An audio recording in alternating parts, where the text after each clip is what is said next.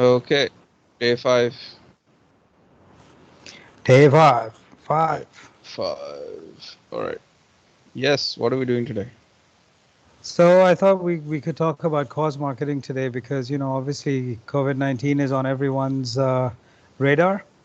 And, there have been some epic fails and there's been some really sporadic efforts, I think, to try and bring this to the forefront. So before we get into specific examples, Um, I guess the concern that I have, which was shared also in a recent Forbes article, is that we're not really seeing a concerted effort from the ad industry and advertisers to try and raise awareness for this across the board. Um, recently, do you know the one of the co-founders of Reddit, Alexis Ohanian? He actually bought a billboard in Times Square personally, urging people to stay at home.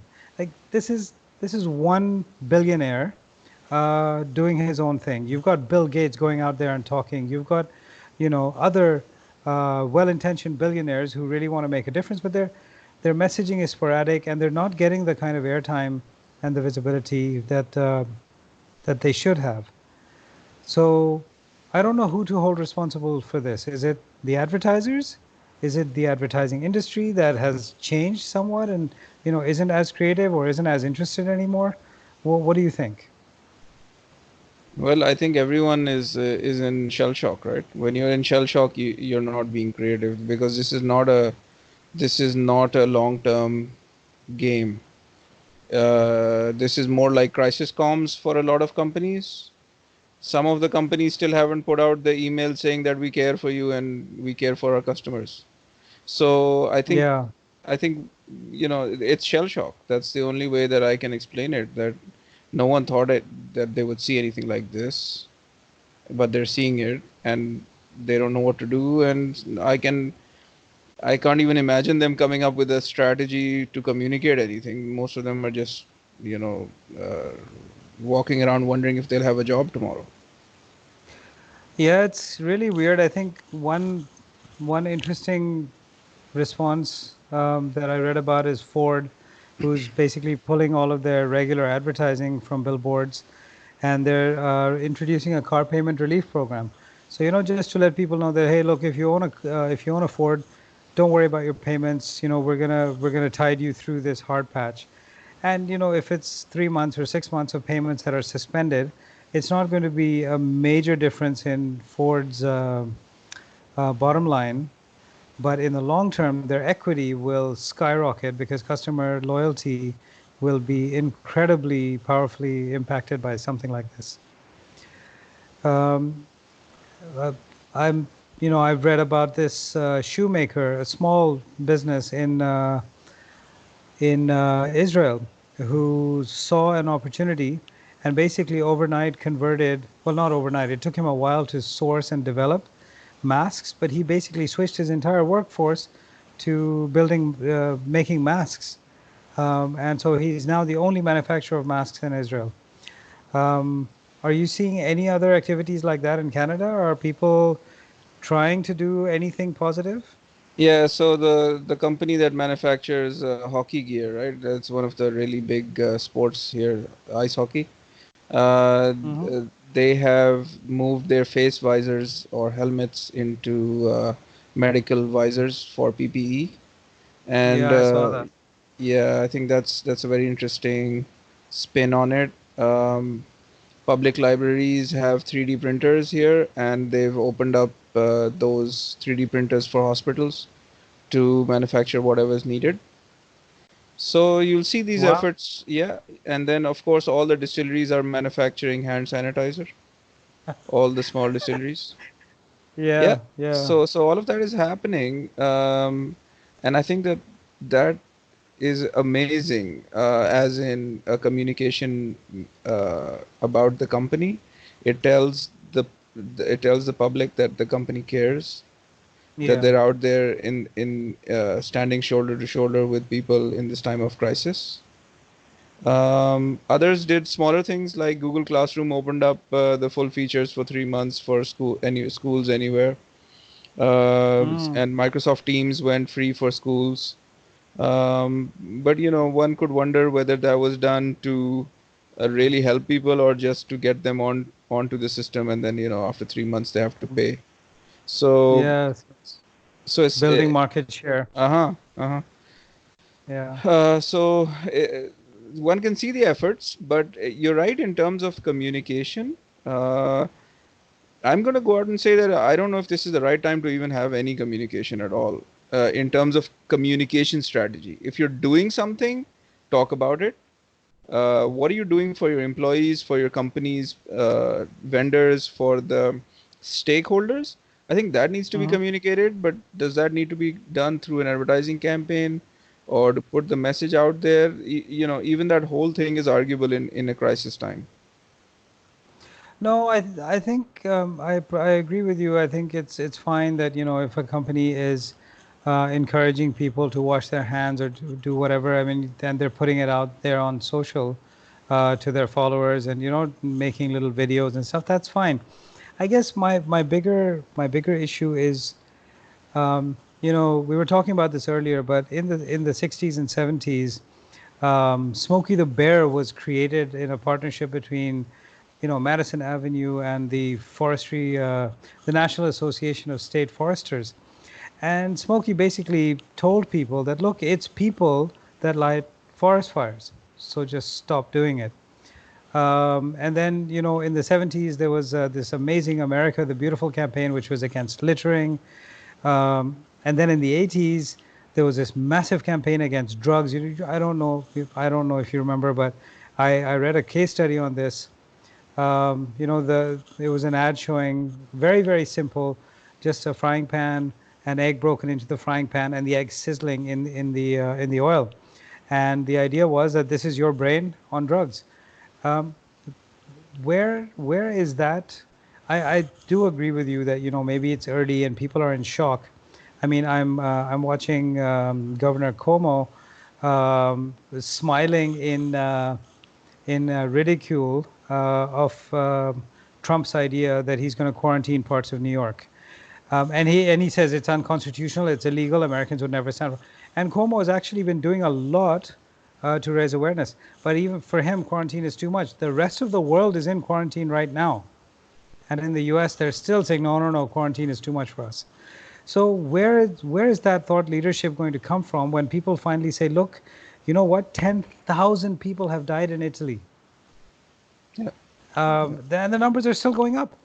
And they've just crossed 1,000 in the US. And, tragically, an infant passed away today. My heart goes out to the parents of that child in Chicago. But I mean, someone needs to take some leadership, and I'm putting this on the ad industry. Like, where is the creativity? How do you convince people to stay at home? How do you convince them to change their behavior, not temporarily, but moving forward? Like, how do we change this? Yeah, I think the the dreaded reality is that the ad agency may not exist if the marketing budgets get slashed over the long term. If this is a long term battle, the Yeah. ad agency may or may not even exist. So, Hmm. and it's been on the downward spiral since the advent of social media and the move to digital in any case. So, it's Yeah. an industry that's been shaken to its core many times over the past 20, 30 years. First from the separation of media buying from creative, and then from the advent of digital, and then from the move to social. So this might be the final thing. So if you're going to ask an agency creative to come up with a campaign today, that person may be a freelancer very soon. So uh, an unemployed freelancer in the global talent market very soon. So if this is a long-term battle as it seems to be, and we're going to see seismic shifts in the way that business is conducted and done, If all of these things are true, then I I'm not too sure what any advertising agency can do about it at this stage. They're not players in the So game. so I think a partnership between industry and advertising. Who is going to take the lead on this? Is it going to be a Bill Gates, who's going to ride? He's already putting hundreds of millions of dollars into developing a vaccine. Is it going to be some? I don't know. Reddit, the Reddit guy. Is it going to be Mark Zuckerberg, who might finally gets his head out of his ass and decides to do something positive, instead of just uh, pretending to block negative stuff about Corona or fake news about Corona on Facebook? I I'm really struggling with this because I see this as an opportunity for companies to embrace the idea of cause marketing and not just pay it lip service, but actually um, make it part of their ethos. I mean, one good example of this is Kareem. I used to work there. I still have a lot of heart for that company. They have truly defined what their community means to them, and whether it is education or environment or empowerment of women, they're very structured in the way they go about it. And even their rewards program allows you to feel good by redeeming your points to plant trees or give books to children at the Citizens Foundation. Why at this time, if I was at Kareem today, I would be stepping forward and saying, do more of that. Talk more about community impact.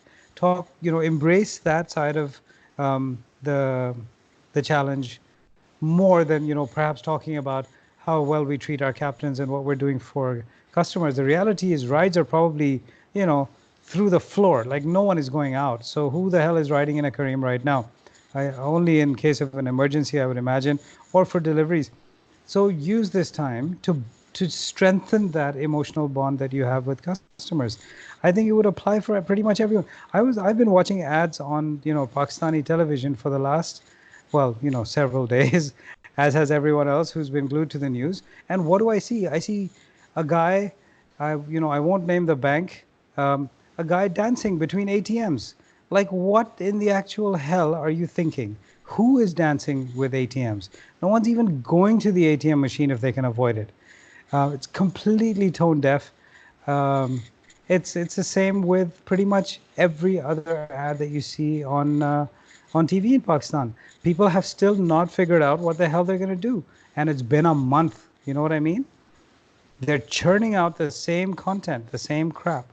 Um, I, I don't know how to encourage them to embrace this concept of cause marketing and make it part of their ethos. I don't know how to do it. Yeah, if they would have thought about it, they would have done it already. But obviously, like I said, everyone's in shell shock and everyone's just trying to figure out, how the advertising industry is. Most states would have stopped paying their staff already in Pakistan. So, so you think the creative director sitting at Yeah. home trying to figure out where he's going to pay his, next month's bills is going to be worried about, what your brand needs right now? And things aren't that bad in the West in terms of salaries, but it's pretty much the same thing. Everyone can see it's the end of the line. So where are we going with this? What's the point of communicating about brands in the same way? Yeah. So I think this is going to be an inflection point for the entire industry. Um, either the industry will up its game and actually start doing more relevant, more powerful communication that resonates at an emotional level, and in this time especially reassures, reinforces positive behavior, drives compliance of good behavior, or it will become completely irrelevant, and the entire industry will be handed over to a bunch of freelancers working for $50 an hour on one of 6 different platforms, and all you're going to get is itsy bitsy little pieces of content that will just flood every